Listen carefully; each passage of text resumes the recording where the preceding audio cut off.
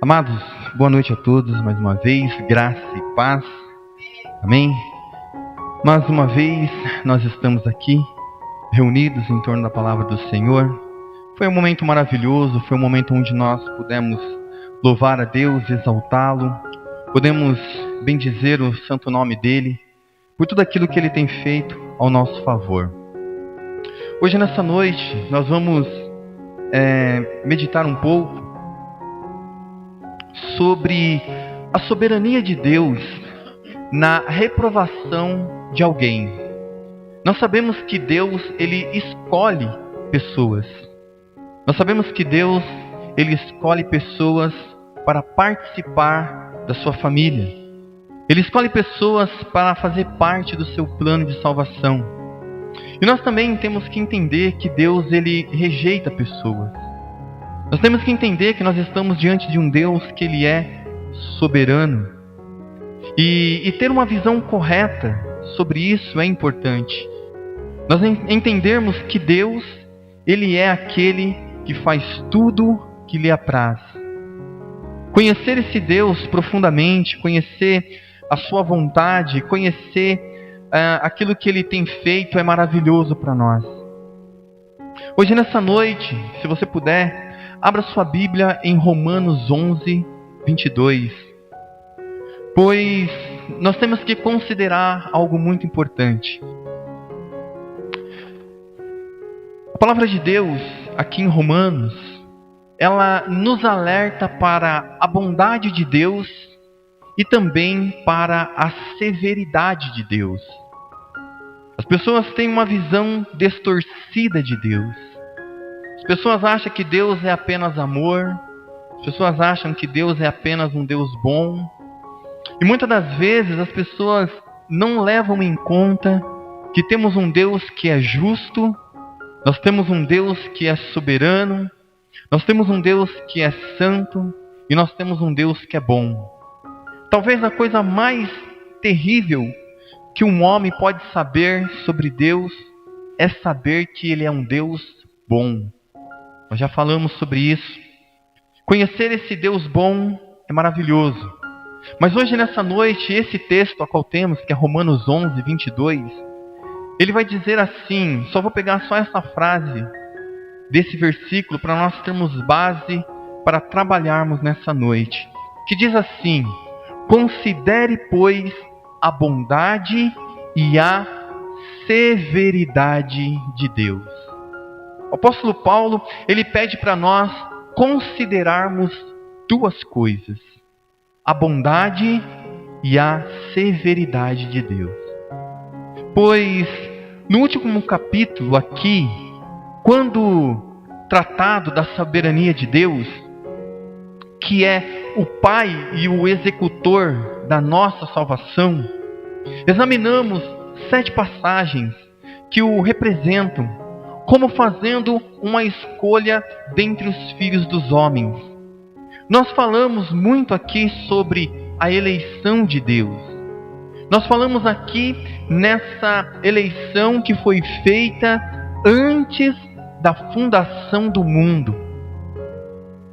Conhecermos esse plano de salvação. Conhecermos que Deus, Ele faz tudo segundo a vontade dEle. Entendermos que Deus, lá na eternidade, antes de ter criado todas as coisas, Ele escolheu o seu povo. Ele escolheu os seus filhos. E isso não foi por mérito nosso. Isso não foi por alguma coisa que nós havíssemos feito. Entender que estamos diante desse Deus que é soberano sobre tudo e sobre todos. Entendermos que esse Deus escolhe homens para si, mas também rejeita homens para si. Então hoje nessa noite, uma das coisas que são verdadeiras é que só existem 2 tipos de homens sobre a face da terra. Existem aqueles que são chamados e escolhidos, e existem aqueles que não são chamados e nem escolhidos por Deus. E aqui está uma verdade que deve mexer com os nossos corações, que deve atentar a nossa mente, que deve chamar a nossa atenção. Pois quando Deus, lá na eternidade, Ele executa a sua vontade, o seu decreto, quando Ele predestina certas pessoas para serem conformadas à imagem do seu Filho Jesus, isso deveria fazer com que nós ficássemos atônicos, pois diante dessa verdade, nós deveríamos tremer. Diante dessa verdade, nós deveríamos redobrar as nossas atenções, pois o pensamento natural perguntará: e aqueles que não foram ordenados para a vida eterna? Sabemos que Deus, Ele ordena alguns para a vida eterna, mas a verdade também oposta é uma realidade. E aqueles que Deus não ordenou para a vida eterna, o que será dessas pessoas? A resposta, amados, é que, usualmente retornada a esta questão, mesmo por aqueles que professam crer nas Escrituras e no que as Escrituras ensinam concernente à soberania de Deus, concernente a esse Deus que executa a sua vontade, esse Deus que faz o que Ele quer. Então a soberania de Deus é que Deus ignora os não eleitos, deixando-lhes sozinho para seguir o seu próprio caminho. E no fim, lança-lhes no lago de fogo, porque recusaram o seu caminho, porque rejeitaram o seu Salvador, porque rejeitaram a sua providência. Então veja que maravilhoso é para nós estarmos diante desse Deus, que todos aqueles que foram escolhidos lá na eternidade, em um determinado tempo, ele é alcançado por essa graça do Evangelho, por essa mensagem que nós pregamos e insistimos em pregar culto após culto, a mensagem da salvação, a mensagem da cruz de Cristo. Mas hoje, nessa noite, os nossos olhos deveriam se voltar para a bondade de Deus e também a sua severidade. Não podemos ignorar isso por muito mais tempo, pois aqueles que rejeitam a Cristo, aqueles que rejeitam o meio de graça que Deus disponibilizou, segundo o seu próprio coração endurecido pelo pecado, pois o homem natural, ele é um ser cego, ele é um ser com que o seu coração é endurecido pelo pecado. Mas isto, amados, é somente uma parte da verdade. A outra parte, que é mais ofensiva à mente carnal, é ignorada ou negada diariamente nos púlpitos das igrejas, pelos cristãos, pois muito se fala sobre a bondade de Deus, pouco se fala sobre a sua severidade, sobre a sua justiça, sobre os seus planos. E diante disso, em vista da terrível solenidade do assunto, aqui diante de nós nessa noite, a qual nós redobramos a nossa atenção, em vista do fato que hoje, quase todos, amados, mesmo aqueles que professam ser calvinistas, rejeitam e repudiam esta doutrina. em vista do fato que este é um dos pontos levantará mais controvérsias. Sentimos, amados, que uma inquirição profunda deste aspecto da verdade de Deus é demandada em nossa geração. Como nós falamos, nós não gostamos de pensar sobre doutrinas. Nós não gostamos de pensar sobre as verdades bíblicas. Na verdade, nós somos mal acostumados a fazer este momento de reflexão sobre essas coisas que são sérias, verdadeiras e eternas. Nós estamos diante de uma geração, amados, que não ligam para o que está sendo dito em cima de um púlpito. Nós estamos diante de uma geração que é uma geração que não gosta de fazer sérios questionamentos sobre a fé cristã. E por isso esses assuntos, muitas das vezes, é ignorado pela maioria dos que se dizem serem cristãos. Porém, é algo que nós devemos pensar ao contrário. Sim, amados, devemos nessa noite entender que essa doutrina, que este ramo do assunto da soberania de Deus é profundamente misterioso. Nós voluntariamente concordamos, todavia, isso não é motivo para que o rejeitemos. Não é porque uma doutrina ela é de difícil entendimento, não é porque um assunto é difícil que nós devemos não falar sobre ele.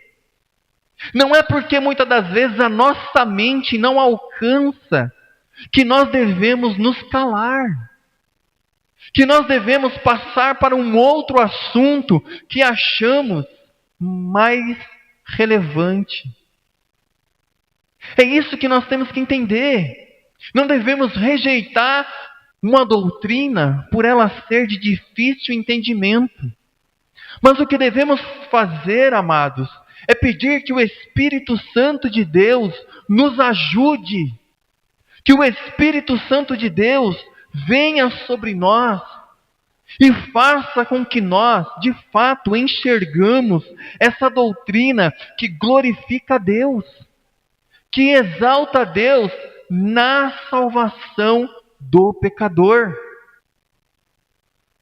O problema é que hoje em dia há muitos que recebem o testemunho de Deus somente até onde eles podem satisfatoriamente dar respostas para todas as razões e fundamentos de sua conduta.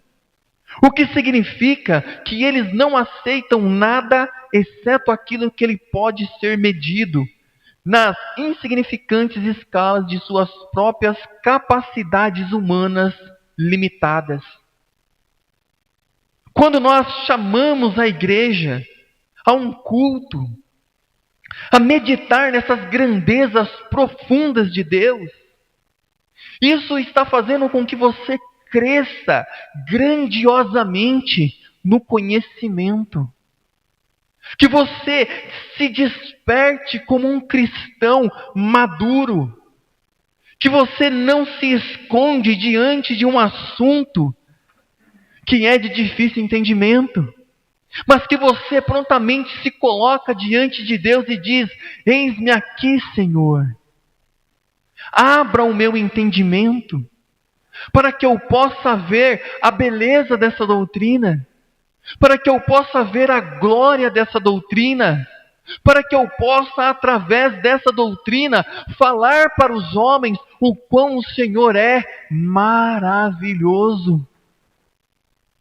E quando eu, ó Deus, falar sobre essas coisas, que os homens tremam e temam diante de Ti. Que os homens possam ver o quão grande e imensurável o Senhor é. Pois estamos diante de um Deus que é soberano sobre tudo e sobre todos. Como Ele não seria soberano sobre a nossa salvação, sobre o processo da salvação do pecador? E entender isso nos faz glorificá-lo grandemente. E não devemos temer a nossa mente ilimitada, mas devemos, de maneira submissa, ir até o Espírito Santo e dizer: o Senhor foi enviado ao nosso coração para falar das grandezas de Cristo. Quão limitado eu sou, quão pequeno eu sou, mas hoje, nessa noite, por misericórdia, abra o meu entendimento. Abra o meu entendimento para que eu possa ver a tua grandeza, para que eu possa ver o quão o Senhor é infinitamente glorioso no processo da salvação de um pecador. Precisamos hoje, nessa noite, romper com os nossos próprios limites,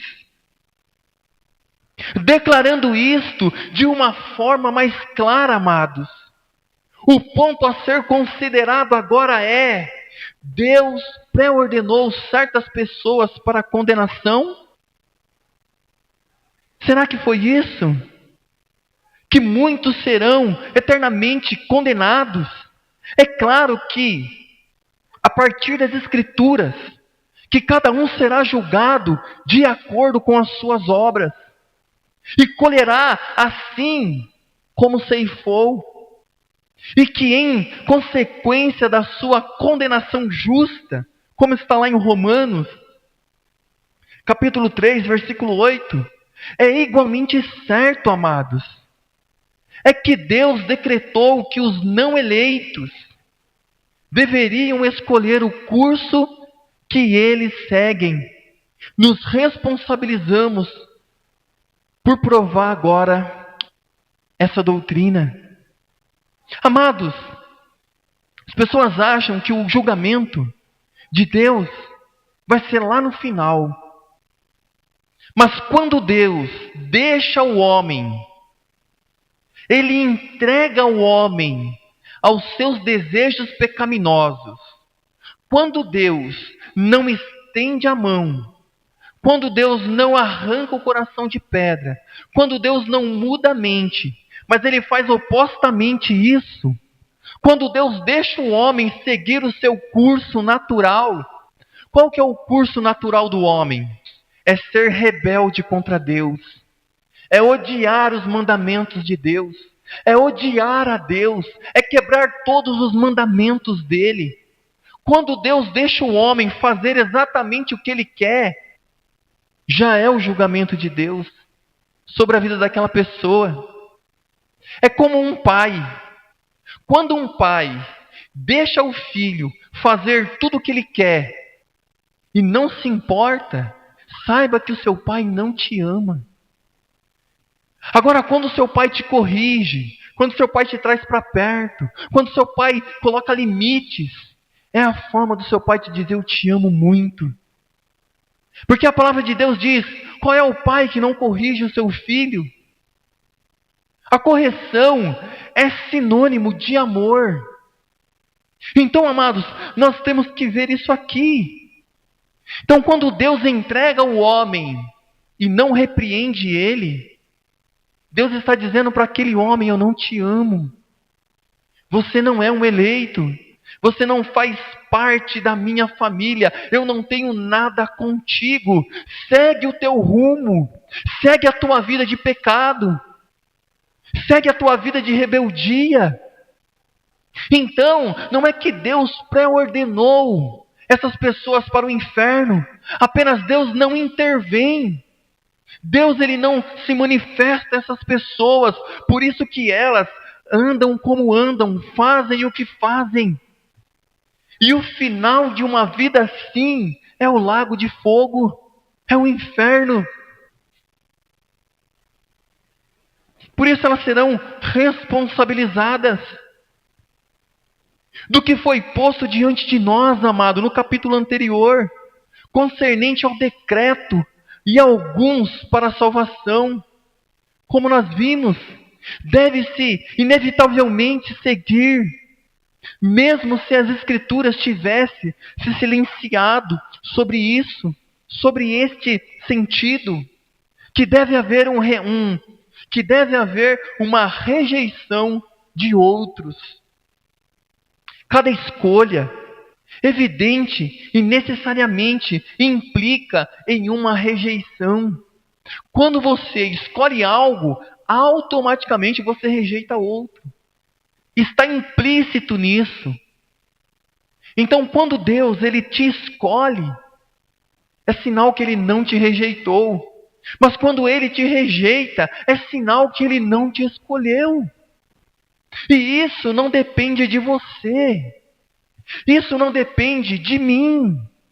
Isso depende unicamente e exclusivamente desse Deus, que quer salvar alguns e não quer salvar outros. Como nós falamos, estar diante desse Deus e entender essa rejeição de uns e a escolha de outros é maravilhoso. Por mais que muitas das vezes nós não possamos entender a profundidade. Cada escolha, evidente e necessariamente implica nisso.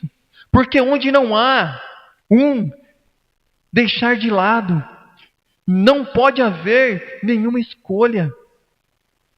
Se há aqueles a quem Deus escolheu para a salvação, deve haver outros que não foram escolhidos para a salvação.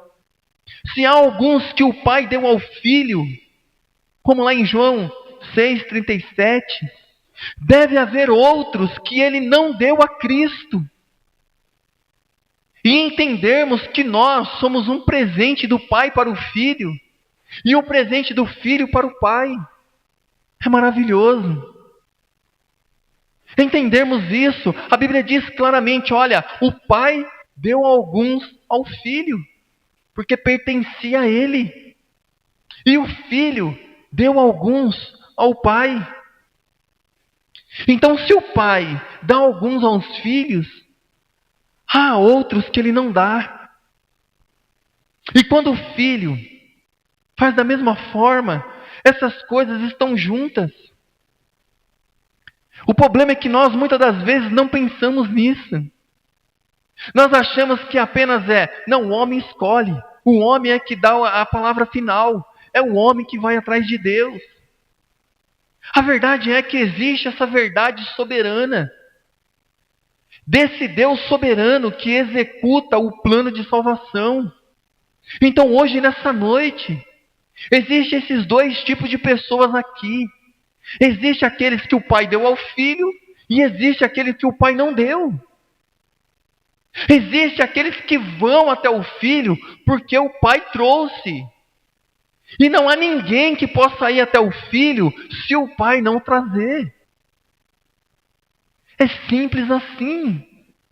Diante dessa doutrina maravilhosa que nós nos colocamos nessa noite, devemos considerar a bondade de Deus e a severidade de Deus. Devemos nos prostrar diante dessa doutrina maravilhosa.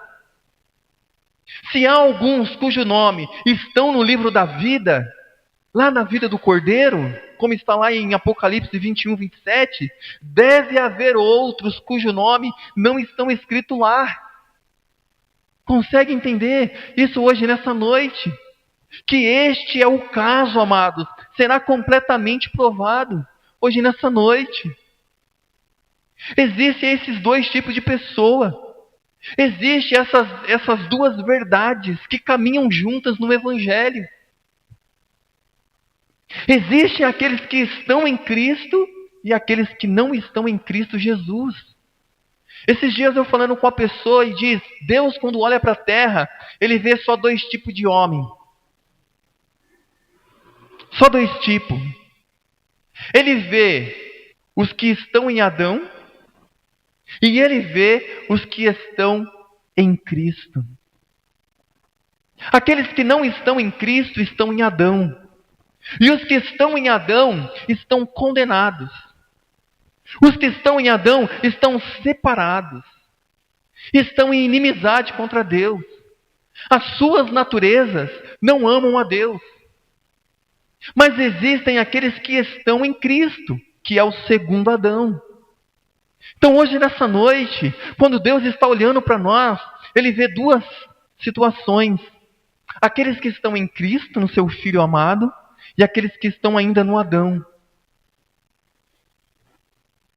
Por isso, amados, visto que todos entendem essa verdade, devemos prosseguir um pouco mais. Visto que todos reconhecem que desde a fundação do mundo, Deus certamente pré-conheceu e previu quem receberia e quem não receberia Cristo como seu Salvador. Portanto, amados, ao dar a existência e o nascimento àqueles que ele sabia que rejeitariam a Cristo e a sua cruz, ele necessariamente os criou para a condenação. É interessante que Cristo, quando ele estava pregando para a multidão, ele sabia quem ia crer e quem não ia crer.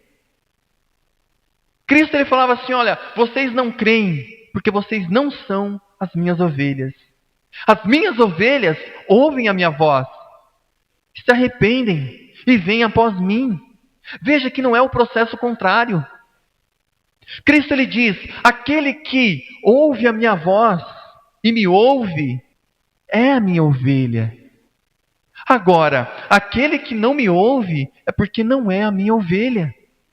Não é meu filho. Não é alguém que tem parte comigo. Você consegue entender essas verdades, amados? Devemos então, hoje nessa noite, entendê-las de maneira maravilhosa. Cristo cria todas as coisas. Todas as coisas são criadas para a sua glória. Ele será glorificado tanto naqueles que serão salvos, quanto naqueles que serão condenados. É isso que é maravilhoso, olharmos para a soberania de Deus. Não fica uma mancha, uma marca em Deus naqueles que vão para o inferno. Pois naqueles serão, a justiça de Deus será glorificada neles, para todo sempre. Lá no inferno, na condenação eterna. Tudo que pode ser dito em réplica a isto, amados, não embora Deus tenha previsto que estes rejeitariam a Cristo, todavia Ele não decretou que eles deveriam assim fazer. Mas isto é evitar a real questão do assunto, dessa doutrina que estamos tratando nessa noite. Deus tinha uma razão definida pela qual criou o homem. Um propósito específico, amados, pela qual criou este ou aquele indivíduo, em vista da eterna distinção de suas criaturas. Ele propôs que alguns destes passariam a eternidade no céu, na Nova Jerusalém, na Cidade Santa, ao lado dele, junto com os santos anjos, e que outros passariam as suas eternidades no lago de fogo, separados dele, juntos com Satanás e o anticristo, o falso profeta, no inferno. Se ele não previu, ao criar certas pessoas, que essas pessoas desprezariam e rejeitariam o Salvador Jesus Cristo, e mesmo sabendo disso de antemão, ele não o bastante trouxe tal pessoa à existência, então, amados, é claro que ele designou e ordenou que essas pessoas deveriam ser eternamente perdidas. Novamente, fé é um dom de Deus. E o propósito de dá-la somente a alguns envolve o propósito de não dar a outros. Comece a tratar essas questões destas formas. Se Deus escolheu um, Ele não escolhe o outro. Se Deus dá a fé para um, Ele não dá para outro. Se Ele dá o arrependimento para um, porque o arrependimento também do homem é um dom de Deus. Olha que maravilha! Tudo que está envolvido com a nossa salvação, com a nossa regeneração, todas as coisas, todos os meios de graça, Deus está no controle. É Ele que dá. Agora, quando Ele retém, essa é a verdade também que está dentro dessa doutrina. É Ele que traz o homem para ouvir o Evangelho. É Ele que abre os ouvidos do homem. É Ele que quebra o coração endurecido pelo pecado. Se Deus não agir em nosso favor, nada podemos fazer. Será inútil para nós. Amados, por isso essa doutrina ela é tão maravilhosa. Sem fé não há salvação, pois está escrito: quem crê nele não é condenado. E a outra verdade também está implícita, porque ele diz: aquele que não crê, não é que vai ser condenado, não é isso. Aquele que não crê no Filho de Deus, a palavra de Deus diz que já está condenado. Veja como isso é pesado. Veja como isso é uma realidade que precisamos trabalhar dentro das igrejas. Como nós não pregamos isso? Como nós ficamos com medo, com vergonha de falar ao pecador essas verdades eternas? Dizer para ele que quem crê não está condenado é a bondade de Deus. Mas dizer para essa pessoa que todo aquele que não crê não é que vai ser condenado, já está condenado. Essa é a severidade do Evangelho. Um pregador, um ministro do Evangelho, ele não pode temer ao pregar as verdades eternas. Você, como filho de Deus e cristão, que vai pregar o Evangelho a outros, você não pode ficar com medo de dizer a verdade eterna a essas pessoas. Não depende do que ela faz, não depende das obras dela, não depende dela, depende de Deus se compadecer. Porque se Deus se compadecer, se Deus estender as mãos, se Deus esticar os braços fortes dele, que ainda não está encolhido para a salvação, quem o impedirá? Só que a outra verdade também está implícita aqui. Se ele não estender a mão, se ele não trocar o seu coração, se ele não te quebrantar, se ele não te der o dom do arrependimento, se ele não der o dom da fé, essa é uma verdade, que todo aquele que crê não está condenado, mas todo aquele que não crê no quê? No Filho dele, na obra dele, na cruz, já está condenado. Vive uma forma terrível. Aqui está a verdade, amados. Então, portanto, se há alguns descendentes de Adão, aos quais ele propôs não dar fé, deve ser porque ele ordenou que eles deveriam ser condenados na eternidade. Como nós estamos falando, a nossa vida não é um jogo de acaso. Não é o acaso que direciona a vida do ser humano. É Deus. Deus é o autor da vida.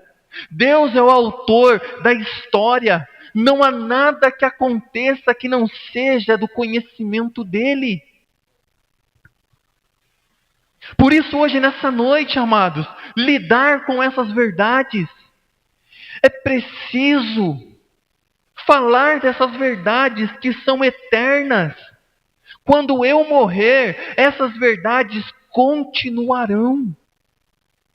Daqui 10 anos, 100 anos, 1000 anos, se um outro pregador se levantar para pregar o Evangelho de Deus, ele terá que dizer as mesmas coisas que eu estou dizendo. Porque isso é importante ao ser humano. Não somente há escapatória dessas conclusões a qual estamos fazendo, mas a história as confirma. Antes da encarnação divina, por quase 2000 anos, a vasta maioria da humanidade foi deixada, destituída até dos meios externos da graça. Isso não assusta você? Que o próprio Deus diz: olha, eu escolhi Israel e rejeitei as demais nações da face da terra. Deus escolheu uma nação para estar junto, manifestando a sua graça, e rejeitou todas as outras. Todas as outras foram rejeitadas.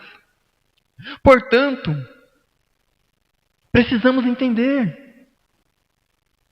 que hoje conhecermos e participarmos e desfrutarmos disso é maravilhoso, pois este mistério estava oculto, e Deus deixou com que os homens andassem na escuridão. E se hoje, nessa noite, nós fomos alcançados, se nós fomos trazidos à presença dEle, se Ele nos resgatou, isso deveria fazer com que nós nos alegrássemos. Nos alegrássemos tremendamente.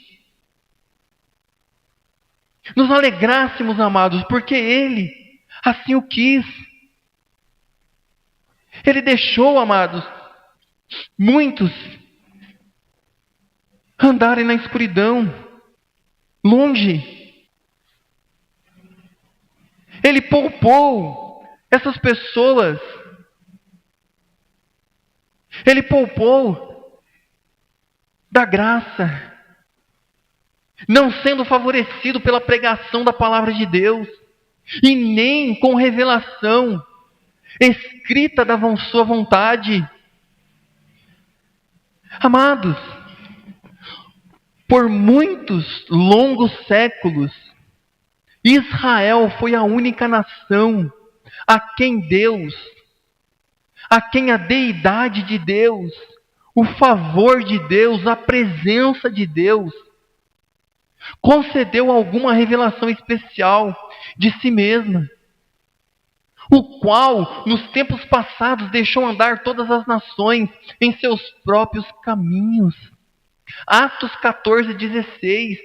De todas as famílias da terra, somente Israel e vós vos tenho conhecido, como está lá em Amós 3:2.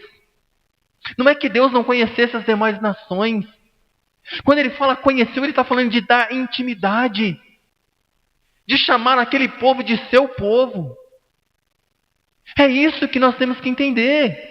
Consequentemente, com todas as outras nações, foram privadas da pregação da palavra de Deus, das alianças, dos mandamentos. As demais nações foram privadas porque Deus assim o quis. Deus privou essas demais nações.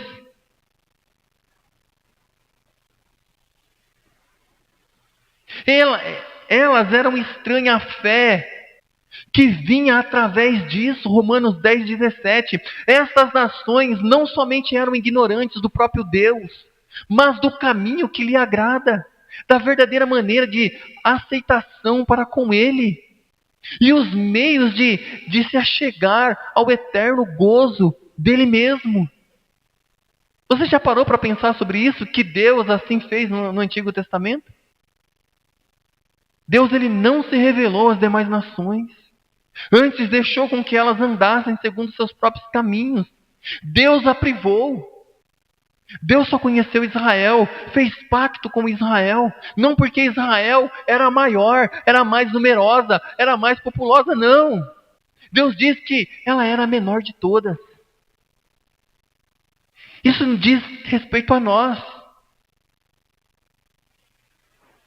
Ora, se Deus, amados, tivesse desejado a salvação deles, dessas outras nações, teria lhes concedido os meios para a salvação, não é verdade? Não teria lhes dado as coisas necessárias para este fim? Mas é um fato inegável que ele não a deu. Não deu a nenhuma outra nação a não ser Israel.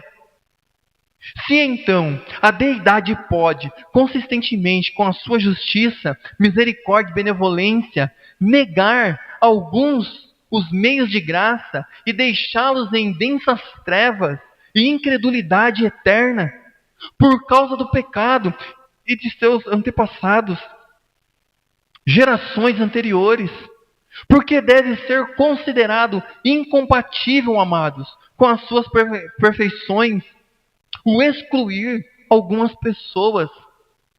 Me digam, muitas das próprias graças e da vida eterna que está ligada a ela, vendo que Ele é Senhor soberano, árbitro, tanto do fim para com os meios que levam, como dos meios que levam a este fim. Perguntamos por quê? Como nós falamos, é um assunto difícil, sim. É uma doutrina complicada, mas nós não devemos temer em nos aproximarmos dela. Entender que Deus escolhe quem quer, não depende de quem corre, não depende de quem quer, mas depende de Deus se compadecer. Aqui está a graça, aqui está esse Deus soberano, aqui está esse Deus que salva quem Ele quer salvar. E quando Ele quer salvar um homem, Ele vai até esse homem. Quando Ele quer salvar uma geração, uma nação, Ele faz como fez com Israel. E quando Ele não quer, Ele deixa esse homem nas trevas. Ele deixa essa geração nas trevas, essa nação, andar por caminhos tortuosos. Vindo, amados, para os nossos próprios dias e para aqueles em nossos próprios pais, deixando de lado as quase inumeráveis multidões de pagãos não evangelizados nos dias atuais. Não é evidente que há muitos vivendo em terras onde o evangelho hoje é pregado? Terras quais são cheias de igrejas que morrem estranhos a Deus e a sua santidade? Quantas pessoas hoje passaram na porta da igreja e não entraram? Quantas entraram e não ouviram o evangelho? Quantas entraram, sentaram, ouviram o evangelho, mas não entenderam o evangelho? Consegue entender essas coisas? No domingo eu vou falar um pouco sobre a mulher de Ló. A mulher de Ló, ela teve um homem de Deus ao seu lado. Ela viu aquele homem servindo a Deus. Ela viu que os anjos chegaram até aquele homem e disse que aquele homem era um temente servo de Deus. Aquela mulher viu aqueles anjos. Deus enviou uma fuga para a salvação. Ela viu Abraão. Ela andou com Abraão, ela viu aquele homem de Deus. Aquela mulher teve todos os meios da graça em volta dela, como muitos hoje. Talvez você tenha um homem de Deus, talvez você tenha uma mulher de Deus, mas isso é insuficiente para que seu coração se quebre, para que seus olhos se abram. Talvez muitos aqui serão no último dia como a mulher de Ló. Ouviram a pregação do Evangelho, sentaram nessas cadeiras, viram esses vídeos e no final olharão para trás, receberão o juízo de Deus, virarão estátuas de sal, o fogo cairá sobre elas no último dia, serão arrastados para o inferno, não importa quantos meios de graça Deus disponibilizou. É como eu falo, olha que importância isso tem para nós. Hoje nessa noite, estarmos diante desse Deus que nos chamou. Quantas pessoas, o meio de graça está sendo exposto todos os dias? Quantas pessoas passam na frente da igreja? Quantas pessoas nós falamos e conversamos e ensinamos? Quantas? E elas não são quebrantadas pelo Evangelho. Aquela mulher de Ló vivenciou coisas maravilhosas, muitas experiências espirituais. Eu vou falar mais sobre isso no domingo, não vou falar hoje não. No domingo eu falo. Mas deixa eu me ater aqui de novo, voltando para aquilo que nós estamos falando. Então veja, amados, que o quão maravilhoso isso é. Não é evidente, amados, que nós vivemos assim, em terras onde o Evangelho é pregado, mas as pessoas não o conhecem. Milhares nascem em casas onde eles são ensinadas desde a infância com respeito a todos os cristãos como sendo hipócritas, e aos pregadores como sendo trapaceiros, astutos. Outros são instruídos desde o berço no catolicismo romano e são treinados com respeito ao cristianismo evangélico, como sendo uma heresia mortífera, e a Bíblia como um livro altamente perigoso para aqueles que o leem. Outros são educados em famílias de ciência cristã, não conhecem mais do verdadeiro evangelho de Cristo do que os pagãos não evangelizados.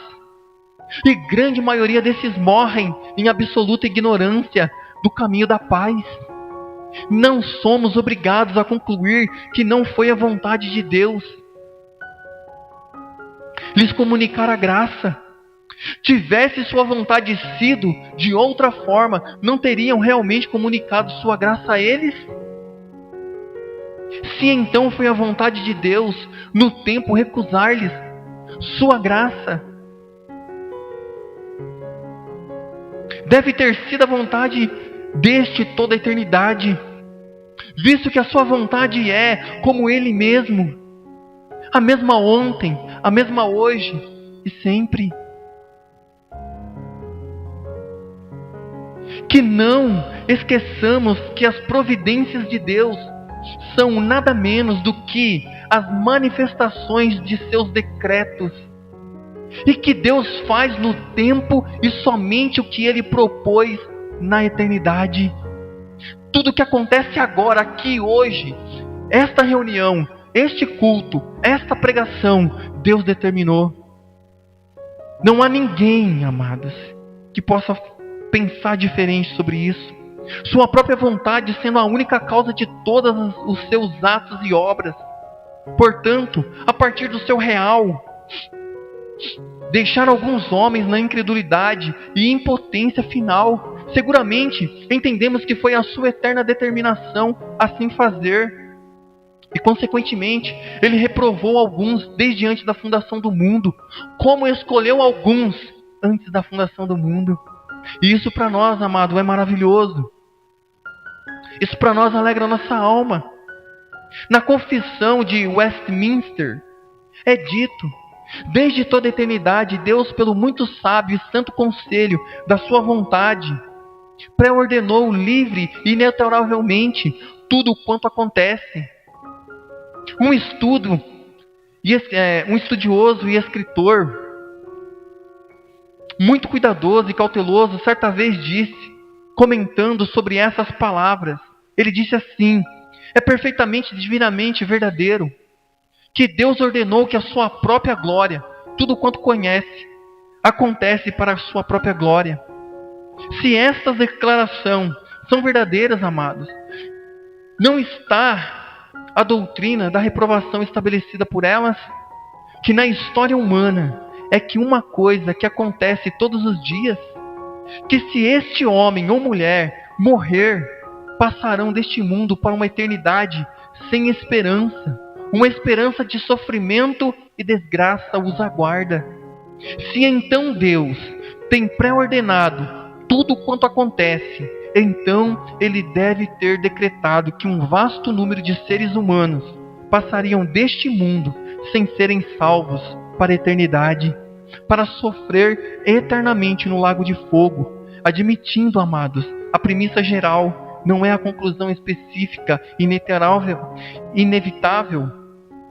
Não é a conclusão específica dessa noite inevitável conhecermos isso. E para fecharmos, em réplica aos parágrafos precedentes, o leitor poderá dizer: tudo isso é simplesmente racionável, lógico, sem dúvida, mas todavia meras inferências. Muito bem. Apontaremos agora para que, em adição as conclusões acima, a qual nós já falamos, há muitas passagens nas Sagradas Escrituras que muito claras e definitivas, não no seu ensino sobre este assunto solene a qual acabamos de tratar, passagens que são muito claras para serem mal entendidas e fortes demais para serem evitadas. O maravilhoso é que tanto homens bons negaram as suas inegáveis afirmações. Por exemplo, por muito tempo Josué fez guerra contra todos os reis. Não houve cidade que fizesse paz com os filhos de Israel, senão os heveus, moradores de Gibeon.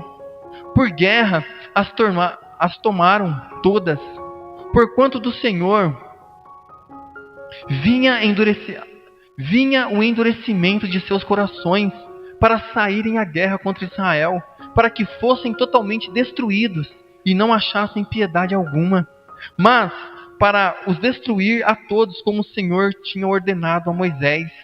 Josué 11, 18 e 20. O que poderia ser mais claro do que isso? Me digam.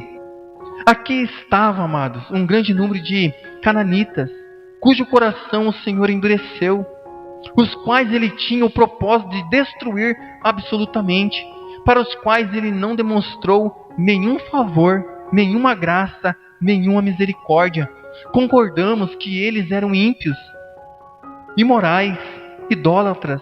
Seriam eles piores do que os imorais e idólatras canibais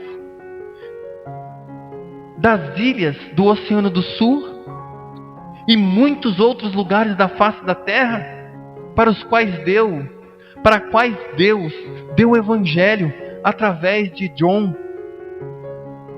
Certamente não. Então por que Jeová não ordenou que Israel animasse, ensinasse as suas leis e os instruísse concernente ao sacrifício ao Deus verdadeiro? Claramente porque ele os marcou para destruição. E se é assim desde toda a eternidade, então, amados, nós poderíamos continuar aprofundando cada vez mais nisso, mas nós queremos tratar e tratamos hoje nessa noite sobre essa soberania de Deus em escolher alguns e não escolher a outros. Nós nessa noite falamos sobre a bondade de Deus e a sua severidade. Nós nessa noite olhamos para a soberania de Deus. É um assunto difícil? Mas nós devemos nos reclinar sobre ele sempre que pudermos. Amém? Vamos ficar de pé, vamos orar, vamos pedir a Deus que nos dê mais do seu conhecimento. Pai amado, obrigado pela sua palavra, obrigado pelo teu evangelho. Pai amado, que nós possamos conhecer mais de ti, que nós possamos conhecer mais e mais, Senhor, da tua palavra, que nós possamos, ó Deus, verdadeiramente, Senhor, ouvir a tua voz. Pai amado, que hoje nessa noite, ó Deus, o teu Espírito Santo encha o nosso coração, que nós possamos te conhecer, ó Deus, porque o Senhor tem feito isso em nosso favor, para a honra e glória do teu santo nome. Amém, Jesus.